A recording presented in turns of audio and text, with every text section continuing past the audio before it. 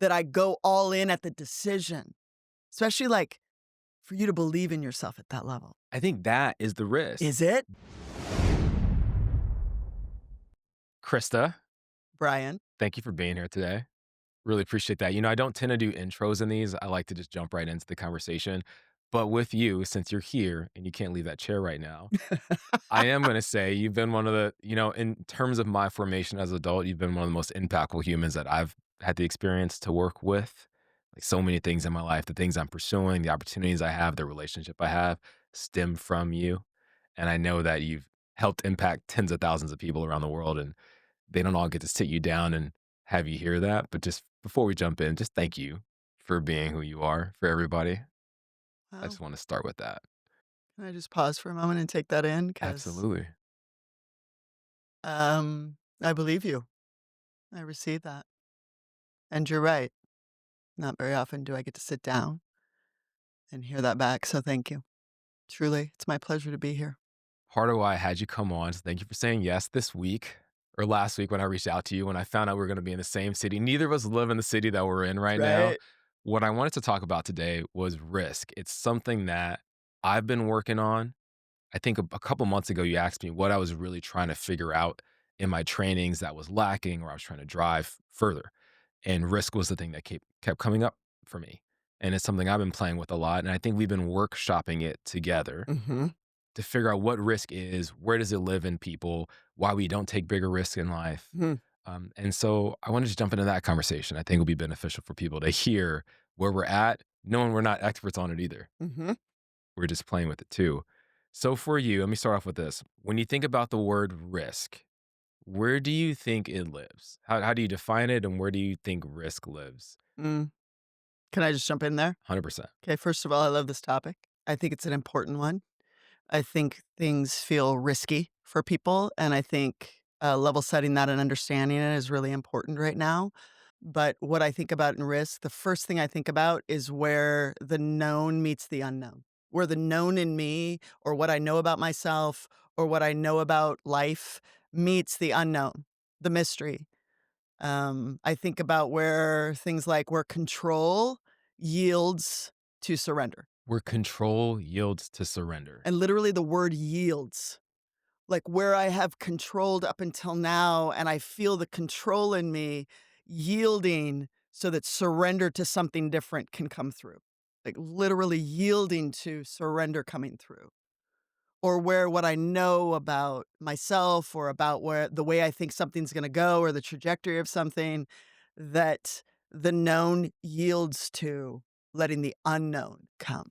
So when you say control, there's a letting go. What am I trying to control? If I'm trying to let go of something in this, Outcomes, results, relationships, my thoughts, my behaviors, things I don't like, things that I wish would change. I think we see control a lot when we're wanting to change something. We think control is the way to change something, and I think control plays a part, but I think anything done well overdone leads to unhealthy, so then the risk in that is letting the control go. so that something else can come through. So if I let go of control, I take the risk. All right. I'm gonna let go of the steering wheel for a second. Something else will come through. Is the risk that what comes through is going to like harm me or scare me? Or can the risk also be that um it won't look like it was my idea? Yeah, it could be that. It may not look anything like I thought it was gonna look, but being willing to just let go of the control. I think there is some risk around the belief that I control to avoid harm, but I think I also control in order to control the unknown. I like to know where things are coming from. I like to know what to expect. And so to let go of control would be I don't know where it's coming from. I think that's where anything that appeared to be impossible at one point became possible, is when we were willing to just anything is possible right now. Like throw it up on the wall, be in a creative process, no bad ideas, just let it come through. I think we live so revised and edited and limited and controlled in a certain way to look appropriate, to look like we know what we're talking about, to maintain that image, like to look good in the eyes of others. I think we control our image a lot so that we look a particular way, and to lose control feels like it would compromise our image. And is that always a bad thing? Is it always a bad thing? if my image is shifting or taking new shape or something else is happening. I guess I'm laughing right now because are we ever really in Are you laughing? control? I'm laughing, I'm No, inside. I'm laughing that's the because illusion. 'cause we That's the illusion. because I can be controlling myself. Hey, I'm I wear a suit every day, my tie's buttoned up, I give to the homeless, but other people might think I'm an asshole. It's what your last episode was talking about, right? When Arthur talked about that whole, I might think that I'm this generous, good guy or, this really loving, generous human being, but others can perceive me or see me as a complete asshole or stingy. So I don't have any control of what people think of me. I do have control over what I think of me. I do think that's a place where we do have some control, is that I have control over what I think of me, but I have 0 control over what other people think of me. So is that the thing? If I'm unwilling to take a risk, I'm trying to stay in control of something. Is it really my perception of me I'm trying to maintain control of? Think so? But I also think we can control what others think of us too, and I think we spend a whole lot of time trying to stay in control or stay ahead of or kinda plan out the way other people will perceive us, and then if we're really willing to find out, and it doesn't look like we thought, or we're not perceived, and I'm putting all this time and energy into it, and I'm still not being seen that way, then what? That feels pretty risky. I think it's risky to even go ask. To even go ask, "Do you experience me in this particular way?" I ask clients to do it all the time. Go take some inventory with the people in your life that are closest to you. My intention or my focus is to show up in our relationship this way. Do you experience me that way? Make it tangible Let's make it tangible. for the You audience. turn to your partner Uh-huh. and you say, "I'm really working on showing up in our relationship in this way. Honest, humble, loving, open." These are just examples. And I really wanna know, do you experience me in that way? Do you experience me in living that way? Does that feel risky? And this is where I've been playing with it a bit Yeah. because I think that it sounds risky to have a conversation like that Uh-huh. because I don't know what my partner's going to say. You don't. It would be valuable to know if I'm not showing up in the way that I committed to. Why would that be valuable? It'd be valuable because the actions that I'm taking or who I'm being, it's not landing in a way that's creating the result that I want. So it's valuable because now I can shift it up. I can shift up the things I'm doing, the actions I'm taking, the amount of time I'm investing into it. I might be investing too much time. I Mhm. might be smothering a person. Mhm. So I think it's valuable to know that. Mhm. But I think that the risk, Where does it live? for me, the risk happened way before then. In what way? How I've been playing with it is risk has lived at the level of the decision in the first place. And what That would be the decision there? Like, if we're using this practical example, Mhm. where does that decision happen? That at some point I decided to be this type of partner for you. And that somehow mattered to you, It did. It did. and you realized that maybe you weren't. Is that fair? Yeah. And that I wanted to change it up, or this was important. This is the quality of partner I wanted to become. Or I knew the partner I didn't want to become. I think for a lot of What people, you don't want. like men too, especially, my dad was this way. Yeah, it's great. So then when I'm a man, I'm going to be the opposite. Like, what drives our decisions is what I don't wanna be. 100%. Okay? So you make that decision, and you feel like that's where the risk lives. I think if you are making the decision at a level of certainty, like it's going to happen, Yeah.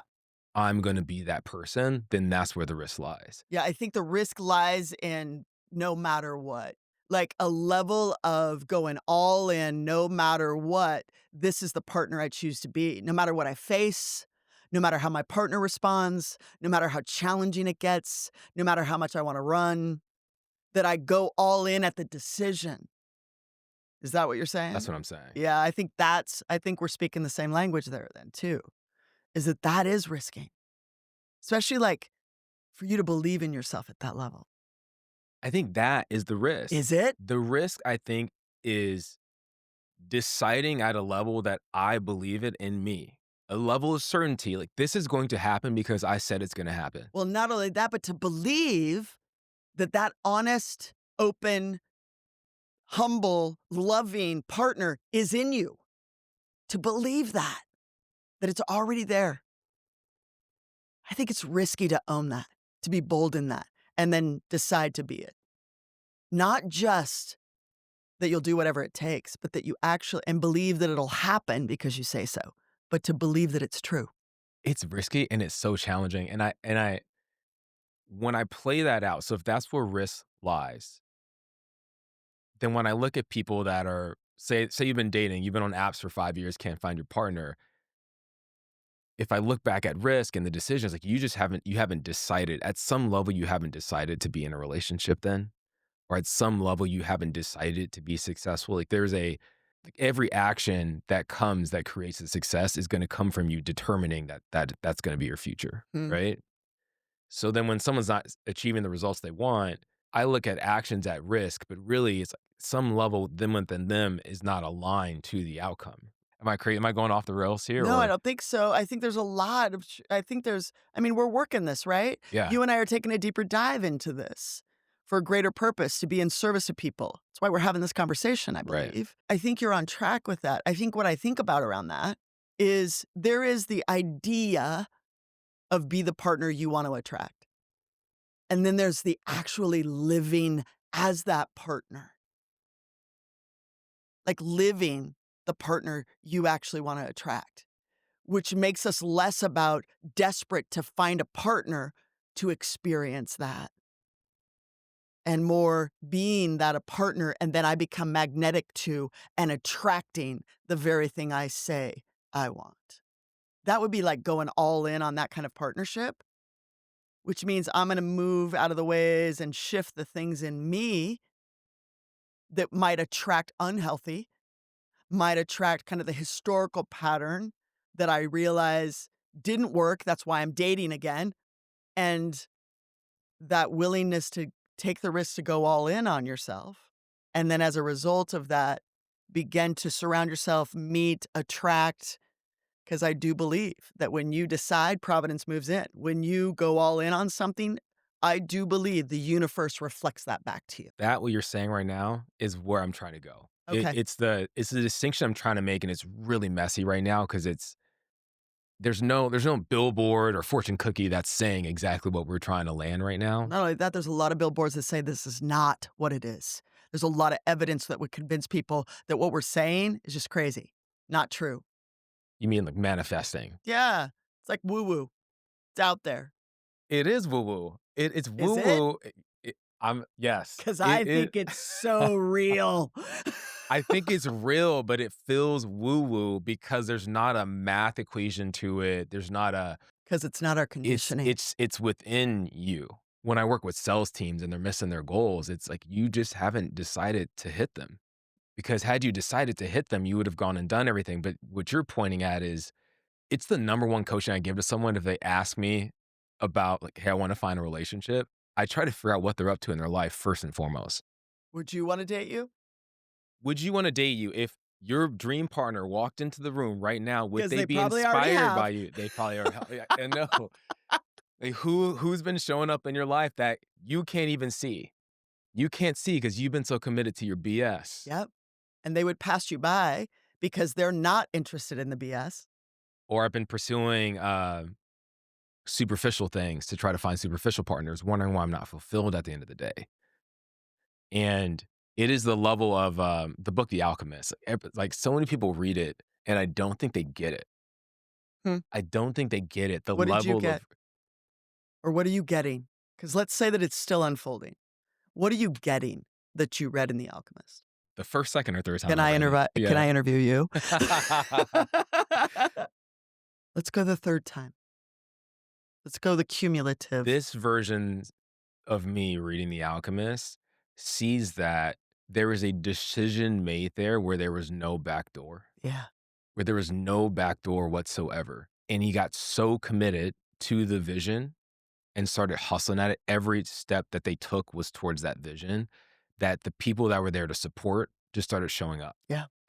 And I think what happens is that we sometimes, like people read the book The Alchemist, for example, and they'll make a half decision or somewhat of a commitment. They'll watch a clip about Jim Carrey who put a check in his pocket that said, "I'm gonna pay myself 25 million in 5 years," but forget that he burned every boat in that process, Mhm. got fully committed to it, all in, and then things started aligning. Mhm.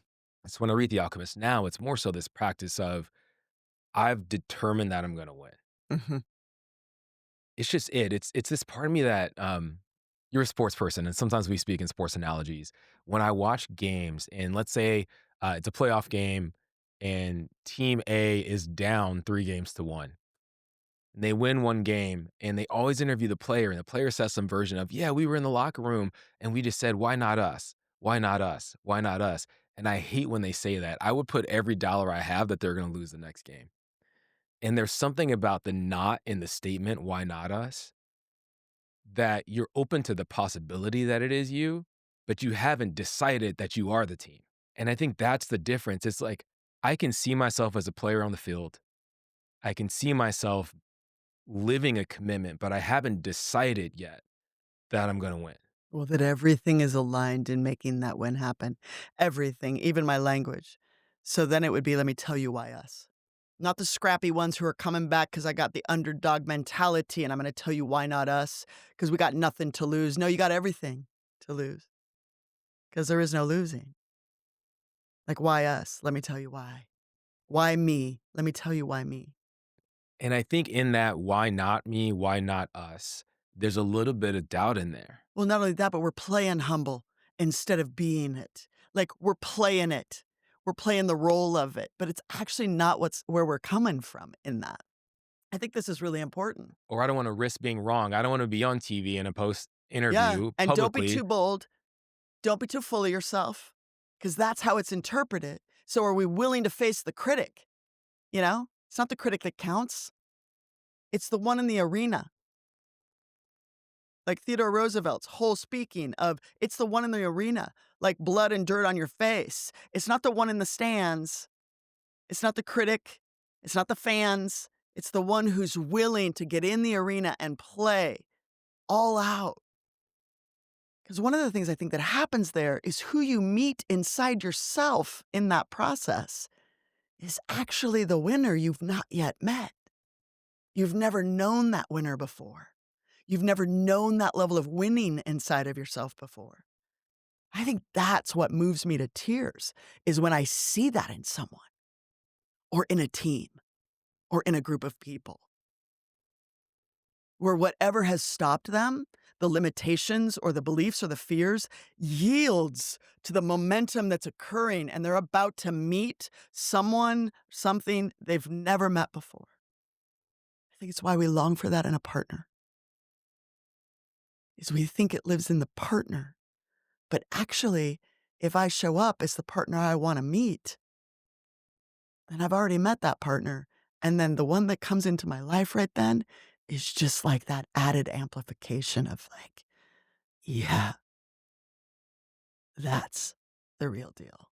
I'm gonna take what you're saying right now. I'm gonna transition it because it can also feel reckless to live life that way sometimes, right? I could see how someone could take these words and be like, "All right, then I'm gonna go get a divorce and find that partner." And I want to create some distinction here between where risk lies and where it becomes reckless. Hmm. And you gave me a framework for this recently that was, maybe because I run and things like that, you use like red, blue. It sounded like heart rate zones when you're running. Green, yellow, red. Green would be in the comfort rate. Are we talking that? Is that Mhm, what we're talking about? mhm. That's risk that I'm familiar with. My system's accustomed to it and acclimated to it. It's the comfort. I can live in that, thrive in that, work in that, all of that, right? But there's very little growth if I stay in that zone, just like working out or anything else. The risk, then we would move to the next risk zone, which would be yellow, right? And now I'm moving towards increasing risk, increasing stress on the body or on the mind or belief system or whatever. And I'm going to move into that next zone, which is yellow, which increases the level of risk, which increases the level of discomfort that is present when I'm risking into a zone I haven't been in, when I'm pressing into places where I haven't been before. And then that yellow, okay, we could take that risk into the next risk zone, which would be red. And I think red is where now we're compromising ourselves. We're beyond what our internal infrastructure can actually sustain, regenerate, and maintain, right? And a lot of times I think we throw ourselves, like I think that's what you're talking about is I'm gonna go risk and now I'm gonna throw myself into the red, right? Which means I'm not gonna go from couch potato to the marathoner in a few runs. I'm gonna need to move in healthy risk and then increase that over time where I could live in the orange zone and accelerate my growth pretty quickly. Does that make sense? Because orange would be right in that yellow to red zone. It does, and I think it's an important point because sometimes I think when we realize, "Hey, I've been living this way and I wanna be over here, Yeah, I want to not just get here, but overcompensate yeah. and end up way beyond." So maybe I said I was gonna post once a day on social media, but now I'm trying to do 2 times a day. Or I just said I would do Instagram, but I wanna do Instagram, TikTok, YouTube, Right, LinkedIn, right? or I'm playing it or living at like 25%, so I'm gonna go 1,000. Exactly. 100% will do. So I'm so glad you said that because you we hear that in training rooms, we're like, "I'm gonna give 1,000%." It's like 100's fine, 100%. but I wanna do 110%. It's like, "No, 100's fine." But why we do that, like, why we do that is overcompensation. We're trying to overcompensate and improve rather than actually do the work we need to do to find where our 100% actually is. And your 100% today, like, if you really went for it, if you risked at the level we're talking about, if we really did decide, like you're saying, go all in on deciding, this is it. And then I go to work on living into that, the living into that, you'll find your 100%, and then your 100% is going to change. Like my 100% today, if I meet that and I go all the way in, right? Like with lifting weights, you go to fatigue. And when you're at fatigue today, what can happen is if you stay there, and I'm banging on the table, so I know that this is probably, but it's going to be okay, right? It's Because gonna be I'm fine. passionate about it, It's gonna be is fine. that 100% today when I press to fatigue, right? Not reckless, not irresponsible. Then when I come back tomorrow or the next day, where can I go then? Where can I go then? Where can I go then?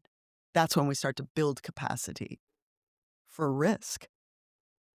Now I'm risking in ways I could not even have imagined was even available or possible, even a week, a month, a year ago.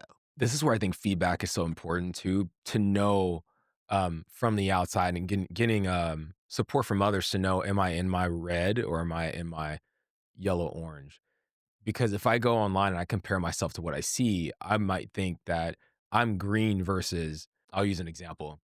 David Goggins, all right, just ran the 240 Moab Yeah, race, right? a phenom, like whatever. Like, wow, he didn't start there. That's what I'm trying to say. He didn't start there. So then, if I'm looking at that, I feel inspired. I'm a kid. I'm inspired by David I'm Goggins. I want to going, go run. Great. Start with like 2 miles or three, and that might be your red. You might be redlining at that. totally. I think what we don't appreciate is we don't see people's process over time or how long it took them to get where they are. Yeah, well, it's like saying someone's an overnight success and they've been working at it for 17 years or 6 years. It's not overnight. But if we go back to, like, you really, really working that a high level of risk is what I'm willing to no longer be right about. I'm willing to let go of what I've thought up until now and go all in on something and decide that today is the day where I shift the trajectory. Today is the day I'm going all in on fill in the blank, whatever that is, and that I believe it. I believe it. I believe that it's happening. I believe it to be true. Like I say something and you're going to think this is really woo woo. Maybe, maybe not, but I say this all the time. As someone who people call a master trainer or coach, and I'll use training because I've been doing it for a long time. By the time I go into the training room, the training is already done. I already have we've already set it in motion. It's already complete. Then it's just a matter of going to deliver on it. We've already declared it. I've already been in the energy and the process of it. And then when I walk in the room, it's just doing it at the physical world level. It's at the tangible level where it just happens. then it's just the delivery of it. But everything that goes into that, to be with people, to meet people in that, to stand in the fire with people, to challenge people, to love people, to believe in people when they don't believe in themselves, to evoke a yes in them where they've always said no, to believe that they're redeemable and that they could have an amazing life, even though the life they've known up until now has been far less than that. That's all always happened. It already happened. Uh-huh. Now we just kind of walk in. You can cut all of No, this. I'm not cutting any of it because I what's happening is that when I talk to you, I always see my edges. Something that you've been working on for me is that there's a part of me that just likes working with star players. Yeah, you got to believe it everywhere. And the thing you've been supporting me with and elevating is believing that everyone is unlimited power and possibility, that they can achieve what they set out to. They just are not there yet. Yeah. And maybe that's where I am with risk is me trying to figure out why they aren't there yet and what's been missing. Up until this point, I would just play with people that already had something figured out. I'd be willing to take a risk and say this live right now that David Goggins was not someone people thought was a star player back in the early years. Oh, he definitely wasn't. I think he was overweight. Uh huh. So there's an example of seeing the star player in everyone and then being with them in such a way that that's what's called forth to the point that they believe it and then start making decisions that are risky on their own behalf. How cool would it be to raise children that are like that? Raise children who are in an environment. It might put us out of work, but to raise children who believe Yeah. and make decisions based on believing in themselves fully. This is a great transition. I'm going to take this because neither of us have children. Well, I do have We children, have stepchildren. you have stepchildren. I have surrogate children. I want to talk about relationships though. It's a beautiful transition because on one hand, some of the coaching you gave me was get really committed to something and then see who shows up in your life, Mhm. right? I think we mentioned that on the show already. I think it's true. I think if you don't have the partner you want, go get committed to something bigger and see who shows up. The flip side of that is when you're committed to really big things, it makes it challenging to be in partnership. And we were in a training room with a bunch of other facilitators and people that do personal growth work. And one of them said something. It was a conversation she had with her partner where she said, "Hey, here's what I'm committed to in my life, some version of this. And you have to know this, that it will feel like an affair. Mhm. Like I'm having an affair because of the level of commitment I have to my work." I want to talk through that a bit about why, when we're so committed to something, it can feel, affairish to our primary partners or the other people that we have in our life that we really care about. And then how do we resolve that tension? How have you played with that or worked that in your life? I've had many generations and iterations of that. It started with, um, me recognizing that this wasn't just a profession, but I actually felt called to do this. It felt like it was, like, in my own way of languaging that, I was being asked by God and or spirit or the greater to be in service to humanity, and I said yes. And I didn't know that at the time when I chose in. I just thought it was gonna be like, "Hey, I think I have some skills and some talents. I'm developable, I'm coachable, I think I could be really good at this. It moves me, I'm passionate about it, I'm gonna be the best at it." I came from being an athlete, I knew how to be competitive, to drive, to work, to practice, to be the best, to win, and I applied that to this particular career, and for the first 3 years, that's where I was, and I excelled very rapidly. And then, literally, my mother got sick. I was running on the seawall, and something took me to my knees, and I just started crying because I knew that it was no longer just a career for me to be the best at. I was feeling called to be in service. It scared me. I didn't even know what was happening, but I knew what was happening at some level, and I said yes. And then I looked for all kinds of ways to distract myself or get out of it, and yet every single time I did, something inside of me felt like that just isn't that's not aligned. That doesn't feel true. And so I stayed. in this particular career path, but it shifted to something different. I felt called in a very purposeful way, and that I was to turn all of my gifts, talents toward this, to move all of that in this direction. And that to me felt like alignment. And it was the most freeing, powerful, passionate feeling I'd ever had, even greater than sports. And I felt like sports had given me that experience up until then. But this was the beyond it. I lost friends over that. And so that was kind of my first, the kind of peeling off that if I stay true to this path, I'm going to lose people. I'm going to lose relationships. Extremely painful, grief, loss. I got into an initial relationship and it was a long-term relationship. And I got pregnant and they told me I couldn't train and be pregnant. And I felt like I had to choose. And of course I chose pregnancy and bringing the life into this world. But that was one of the most challenging times in my life, was feeling like I had to choose between being a mother or training, like my calling. And then I lost that baby. And in some ways, even in the grief of that, in the loss of that, it felt like that was by design. And I seriously thought about never coming back to the training room again. But I knew that in some ways this was by design for me to come back. And so I did. And the very first training I was in, after I came back, within the first hour, a woman stood up and said, "I lost a baby 3 months ago." And it felt like there you go, girl. I live into that. And I avoided intimate long-term relationship for a very long period of time. I was just gonna be the single woman who had lots of dogs and was gonna mother and partner humanity until I realized that actually I wanted a partner, and I'd been denying that part, and somebody said to me, "When are you going to actually set the intention and declare it?" And I remember sitting in that restaurant and declaring.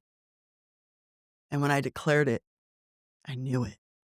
Just like you said, it's like I decided and I knew it was happening. And 2 weeks later, Kevin Raymer sat down on an airplane, 18A and 18B, and that whole journey began. And the second time we were together, he came into a training. And I remember the long line of people, I'm saying at the end of the training, long line of people, kissing the babies, shaking the hands, being with all the family, all of that. He swooped in because of a few things I'd shared with him. He swooped in, he grabbed my bag, he put his hand in my small of my back. He looked at that line of people and said, "You wouldn't mind if I took this woman to dinner after all the work she's done this week."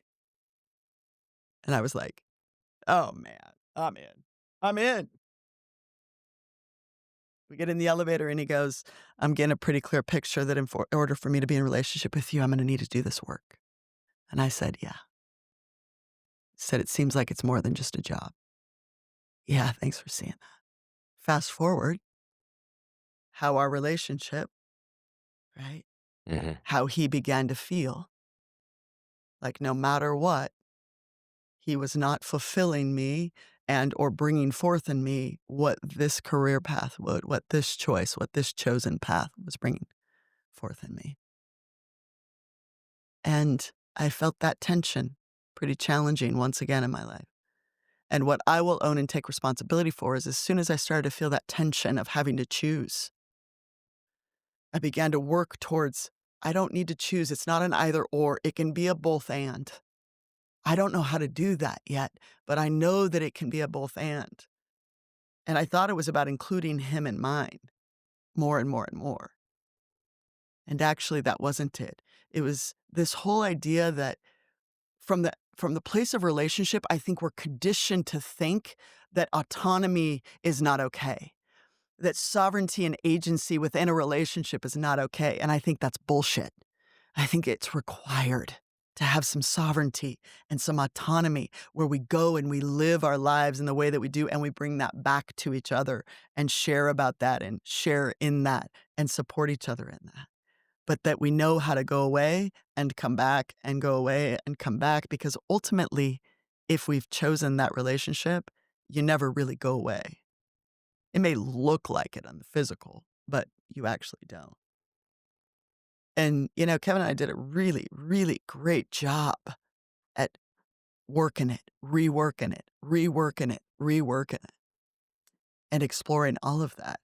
But what I will say is that at the end of the day, the fears and the limitations, mine, his, our fears around relationship, and ultimately, the fear of betrayal and not being enough, feeling rejected, or that something else took priority or precedent.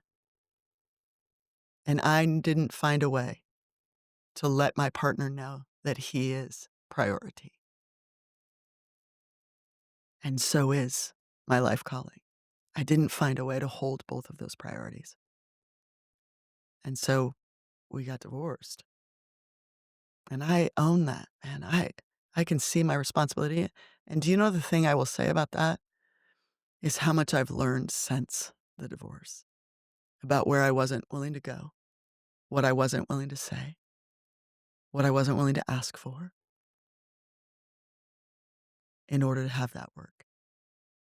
I'm living into all the lessons you learn when it's not there anymore. I would have liked to have learned them before I got here. So if there's any way I can pass that on, because sometimes I think that's part of my gift is I'm willing to walk it and then see if I can pass it on. And people will take it or they won't. They'll receive it if they or not. But that's my long version of, wow, how do you tend to it? I think be willing to challenge the paradigm of relationship and that autonomy and sovereignty in relationship is important and that it also is about being relational and tending to the relationship and why it matters, why you choose relationship, what it brings, what it gifts, and that when there is kind of wounding or challenges that show up in the relationship, what's the gift in the wounding? Like, what's the gift that's being offered? Yeah, what's the opportunity? Yeah. How is this beautifully designed for me to live into my commitment, to live into the risk that I took when I decided and I chose you? Yeah, yeah. It's a tough conversation to transition at. There's so many things, in what you just shared that's insanely powerful. The calling, like how we refuse what we've been called to do, or where at some point you have to decide you're being called to do it, really lands. I also think it's like just listening back what you said, at some point you decided to have a relationship. And then that's where the risk lied. And then everything that happened after that, they showed up 2 weeks later. It happens fast. Once you decide, it does happen fast. And I may not be moving as fast as it's happening, like the way I'm coming, because the reality is, Brian, the fear of the pain I experienced having to choose between that path and being a mother before is what I projected onto my fear of having to experience that pain again in my relationship. Right. So I'm not gonna end up in a relationship again because I'm not gonna make that choice again. I'm not And I gonna put brought that myself in into the that relationship position. even after I chose it. Huh. I brought that fear into it. The moment I felt like I had to choose again, the moment when I felt the tension and felt like I had to choose again, I projected onto that the pain I had to experience before. And it becomes a self-fulfilling prophecy, right? I wasn't willing to feel that pain. And ultimately, I did again. Ultimately, I did again, but I did because I divorced. How long were you married? 17 years. Okay. I'm gonna ask this and we can cut it if it doesn't land, but there's a I know it's a belief I have, but like if marriage ends in divorce, it's therefore a failed marriage. Mm, But when you reflect on the 17 years you had together, do you look at the marriage as a failed marriage? no. No, because I feel like perhaps at the level of what we hold it kind of in human, like this relational goal, which don't get me started, that there's a relational goal. Because one of the things, if I own it also, is there was a part of me that even though I declared it, I was all in on it, marriage was something for me to accomplish, to achieve. In some ways, it was so I could be the woman who had it all. So the competitor in me, at some level, learning and reflection. Check the box on marriage. Now I lived into it. I challenged myself. I loved fiercely. I did all those things, and there was still a part of me that checked the box at some level, or it was an accomplishment. While I was also holding it was a spiritual contract that I made. And so at the level of my spiritual journey and who I am and what I'm here to do and live and experience, no failure. It was a beautiful opportunity, and I still hold in high regard, Kevin, our relationship, and the love that we grew in each other. Because it wasn't just him, it was his girls too. And I have stretched out marks on my heart still to this day because of the love that grew and expanded and amplified in my life, still to this day. And there is nothing in that that feels like a failure to me. At reaching the goal and the accomplishment and checking the box, utter failure. But who I was being and what I chose into, the risks I took, the love I experienced, what I grew in relationship, 100% success. What do you think happens to us if we resist our callings? I think we have to numb out. I think we have to shut it down. We have to pretend not to know. At some level, we have to let parts of us die. You asked me a couple days ago, we have a training. Yours starts tonight, mine starts tomorrow. And you asked me what my intention was, and I got stuck on the call. I didn't know what to say. Yeah. And I felt something moving. I didn't know what it was. I stayed on with Shar after you got off the call. I don't think and I was supposed to text you my intention. I don't think I did. I'm really glad you're gonna do it right here on the podcast. How great is that? What came out of me was just like answer the call. And there was so much that you shared. Show's not about me, guys. It's not, but it's just like my resistance To risking it all.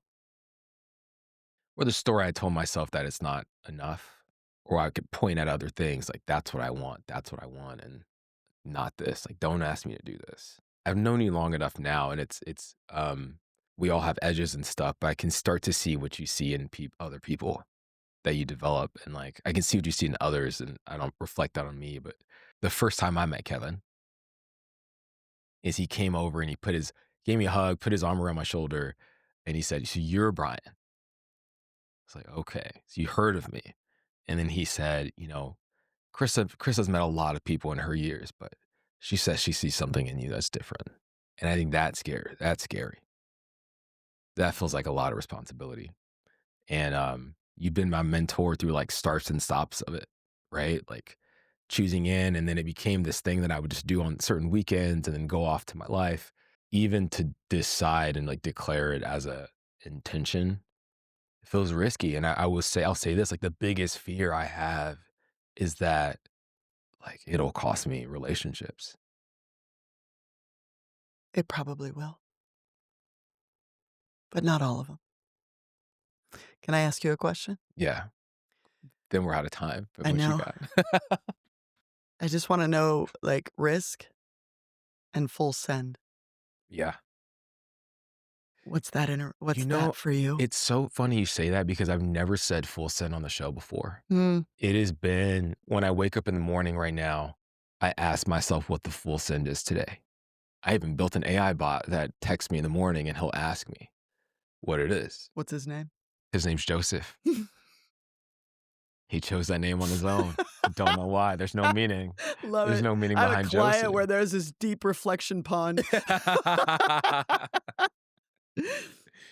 But he texts me every day. What's your full send today? Yeah. But I think that you were asking about full send and risk, right? Yeah. Full send, I'm going to use something recent. Full send is like bottom of the ninth inning, Andy has running out, risking injury to catch that fly ball. We humans get so weird about risk and full sending stuff. I used to ride the BART every day in San Francisco, and it's like, hey, I know that train's coming. I hear it pull into the station right now. There's about 90 stairs for me to go down. Then I gotta run and try to find a space. In that decision point of, am I gonna run or am I not gonna run? Am I on that train or Am not? I on that train or not? Am I in people I see people and they walk, like, we are more willing to miss the train than look stupid, like, because we tried to run and missed it. How metaphorical is Like, I'll that take for myself out. life? And so I think the full sin is like, I am making this train.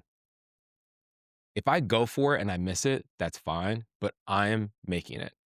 It doesn't mean I'm gonna win every single time. Right, but what does it reinforce in us when we go for it? What does it reinforce in us? Because the full send doesn't mean I'm gonna reach the goal. The full send doesn't mean I'm gonna hit the mark. The full send means what? Man, I think the growth was in sin again in the first place. Yeah. I think the growth was that I had the courage to step to the plate and take the swing anyway. And I think the reality in life is that we look up to the winners that had the courage to go step to the plate and swing. And swing for where? Swing for a one? No, they're trying to win it all. Totally. They swing for a win. Even if my strikeout looks foolish. And I think the friendships and relationships we end up losing in that process are the ones who are just committed to staying in the stands. But I just don't believe I was put on this, like, planet to be the hot dog guy. We heard it here. Ha. We heard it here. Well, is there any final words you wanna leave with the audience before we about risk or any step they can take on risk in their own life? I think the thing that just really landed with me today was actually that word yield. No stops. Let risk have us yield to what truly longs to be lived. Because I do think it's where fear and deep desire and longing meet each other. It's like to declare, I will live where my fear has stopped me up until now. But there's a deep longing. I can feel both. I feel the deep desire and I feel the fear, and I let the fear yield to the desire to go, to speak that, to say that, to declare that, even if I never get it. Like, I can speak about that today, that I was absolutely full send on being a mom, and it did not look like I thought it would look It never at does. all. It totally came around in a completely different way. So when people say, "Are you a mother?" I say, "Yes, I am. Yes, I am. Oh, with certainty. You said that with certainty. 100% 100%. certainty." If people wanna connect with you or work with you, how can they find you? You can find me at, my website, boldlyembodylife.com. Um, you can see me on social, kind of, sort of, not a big social media, but, you can find me on Instagram. Yeah, that was one of my burning questions, but I'm we'll get one of that'll those quiet Yeah, you are. burns. You are, and we will save that I for mean, for session 2 yeah, when you come on. yeah. Let's do Um, it. I look forward to that. Is that an invitation for me that to is come back? absolutely an invitation. You know what's funny is, like, in my last podcast, which we sunset, I would say something at the end of every show, and I haven't known what to say at the end of the show. I've tried different things and none of them felt right. And I'll say something right now, but I do think it has to be about risk or full send. I think it's just like those are the things that I live. So I think that should be the question at the end. So we'll try it. I'm gonna do it right now, and Good. then you can let me know like Go what we for it. think the question should Go be for it. at the end. Okay. Thank you all for joining today. If you like this content, don't forget to like and subscribe. Feel free to share it with someone who you think you can make a difference for. And until we see you next time, what are you willing to risk?